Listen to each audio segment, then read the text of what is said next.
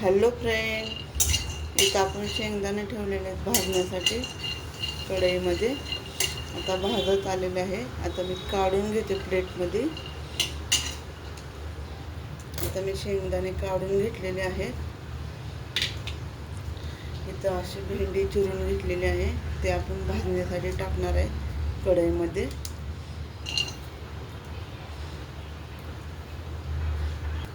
कढईमध्ये टाकलेली भेंडी आता हलवून घेते. थोडंसं तेल टाकायचं आहे आपल्याला. छान अशी भाजून घ्यायची भेंडी, म्हणजे चिकट नाही होणार. थोडीशी टाकली भेंडी, थोडीशी ठेवून टाकली. आता थोडीशी तेलाची धार टाकूया आपण. हलवूया.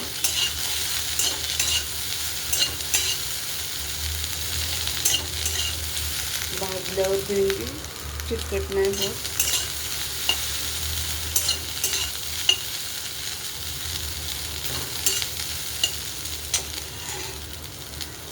इथं आपण भेंडीसाठी 2 टोमॅटो घेतलेले छोट्या आकाराचे चिरून. हे रात्रीच्या भाजीसाठी मिरची वाटलेली होती, तीच टाकणार आहे. लसूण आणि मिरची आणि थोडीशी कोथिंबीर आहे. आता मी भेंडी साईडला काढून घेते प्लेटमध्ये. छान अशी भाजून मी भेंडी साईडला काढून घेतलेली आहे. त्याच कढईत आपल्या गरम कढईत तेल टाकून घेऊया, जेवढं लागतं तेवढं. थोडंच टाकते भेंडीला तेल, कारण की तेल टाकून भाजलेली भेंडी आहे. इथे 4-5 लसणाच्या पाकळ्या घेतलेल्या आहेत, ते पण आपण चेचून घेऊया. थोडासा लसूण म्हणजे छान लागतो दाताखाली लागल्यावर. तेल गरम झालेले, जिरे आणि मोहरी टाकून घेऊया.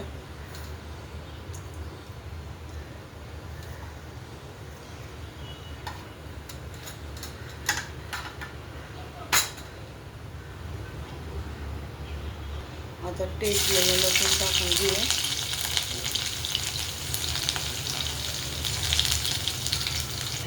हिरवी मिरची टाकूया.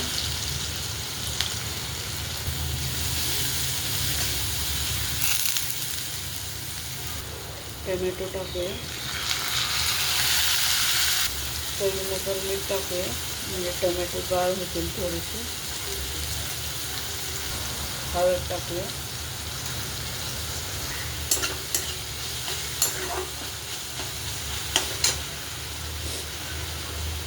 आता ही भेंडी भाजलेली टाकून घेऊया.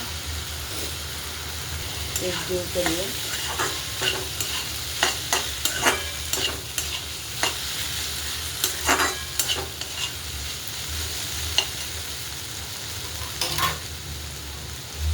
वापरण्यासाठी ठेवूया थोडीशी. आता हे शेंगा आपण बारीक करून घेऊया.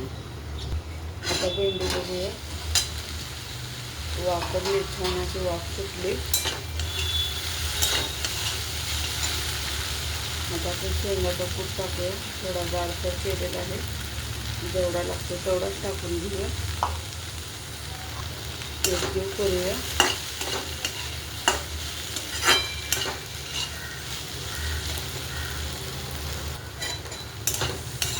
भेंडी बिलकुल चिकट नाही झालेली, पाहून घ्या. एकदम सुटसुटीत झालेली आहे.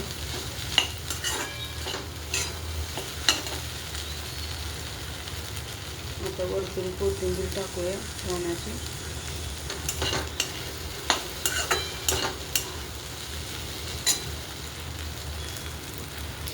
भेंडीची भाजी कशी वाटली नक्की सांगा कमेंटमध्ये.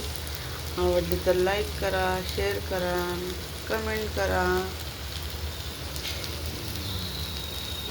धन्यवाद.